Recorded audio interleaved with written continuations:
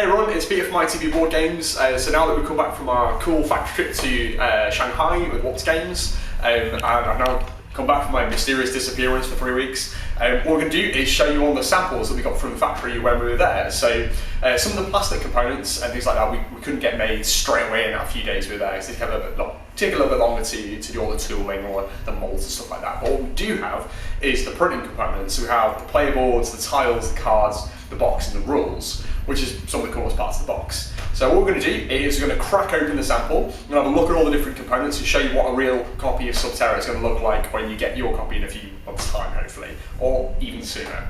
So let's have a look at it. Just for your reference, you can kind of see roughly, it's kind of medium-sized box. So let's give you a look at it. We've got the cool artwork on the front, so we've got the cool sort of bright blue cave, terrifying hole in the darkness thing. I don't know if you can see that, but you've got the UV spot gloss on shiny varnish on the logo, and it's the same on the sides as well. The artwork goes all the way around the edge, and you've got a little thing to tell you 1 to 6 players, 60 minutes, cooperative, all that stuff, and a little funky bright blue ITB logo.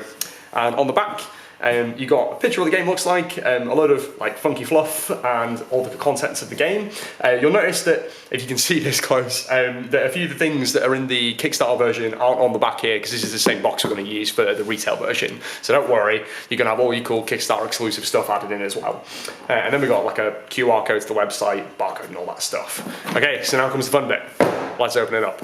So slide the box off. There we go.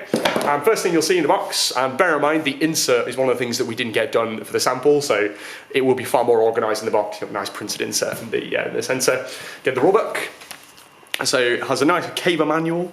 You've got a cool kind of corporate thing going on with the front with the kind of weird topography stuff, and you've got the full rules. We've got the backers in the back, the book. You've got a reference guide with all your symbols in the back of the rulebook.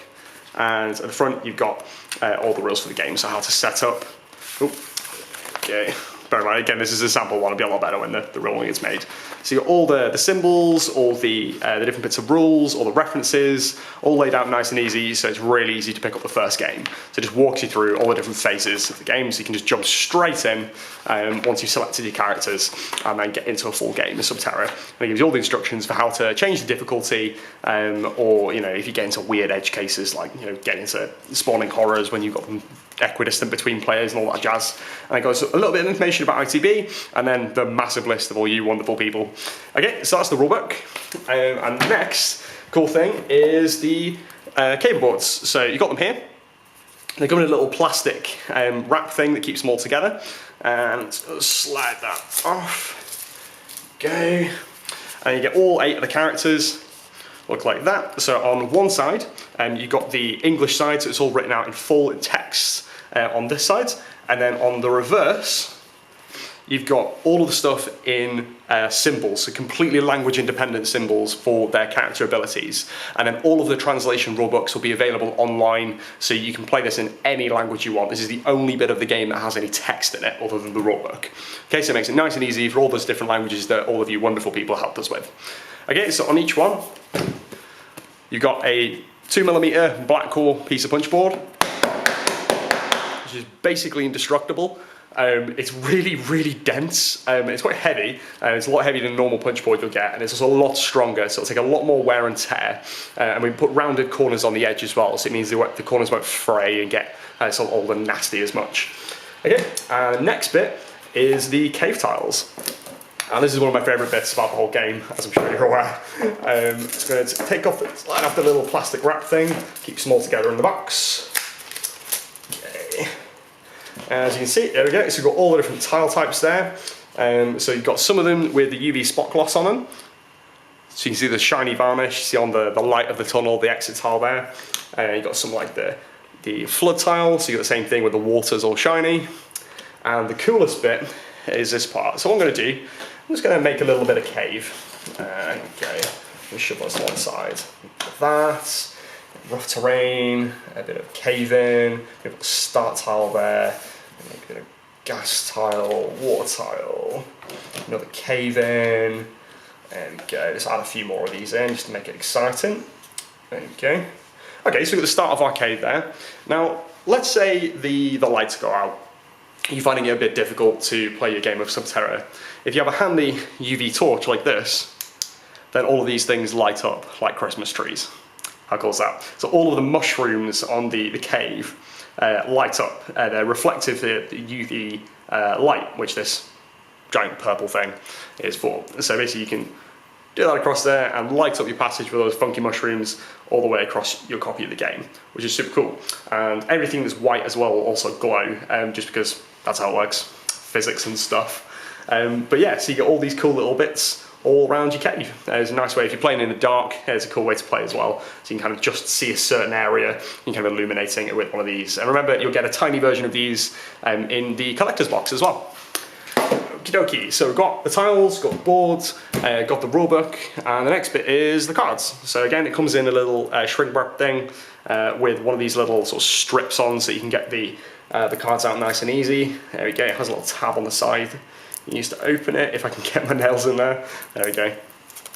So pull the plastic off, go, and then we've got all the cards. So you get all the hazard cards, which like I said before, are now language independent, so it just has the symbol and the name on it. And then you just reference that in the rulebook. They're really easy to use, so you literally need to read them like once in the rulebook and you'll know how they work. And then we've got the severe ones, so the ×2 hazard cards got here. So these are the really extreme ones you put in the advanced game. Got a set of help cards for everyone, so you got 2 per player. Gives you all the information you need on cave tiles, on hazards, and all the different actions that you have during the game. And then, just for the Kickstarter, we've got the story cards as well. So you've got one little story card for each player, each character even, and it gives you a little bit of backstory about them, you know, their date of birth, where they come from, what their role in the team is, and basically a report from the mysterious company that hired them on what they think of that character. And on the other side, you've just got their general piece of art that you get on the cave boards. So yeah, so that's the main part of the game. So you've got the cards, the tiles, the rulebook, and the boards. Next bit is you've got the punch board. So some of the tokens and stuff that we have in the game haven't been produced for the sample. We'll show you a copy of those when we get the proper full one. But at the moment, we've got the punch board tokens that look a little bit like this. So you've got the health tokens, we've got the rope tokens, the blast tokens, and the marker, so the gas marker and the horror marker. Again, these are made out of 2mm black core punch board, same with the tiles and the player boards, so they're really strong, basically indestructible. They'll last you absolutely tons of games, they're not going to get horrible wear and tear, and they're just a lot nicer to play around with. It also means, because they're a lot tougher, that when you're popping them out of the frame, you don't get those little ripped bits that you sometimes get with like the weaker grey board, so you get a nicer finish on your pieces. And the coolest bit, I think, of all the punch board stuff is the tile holder. So one of the stretch goals that we got, this is to keep your cave tiles nice and organised on the boards. I'll give you a quick idea of how that works. So it comes in one big piece like this, and 2 little pieces like this.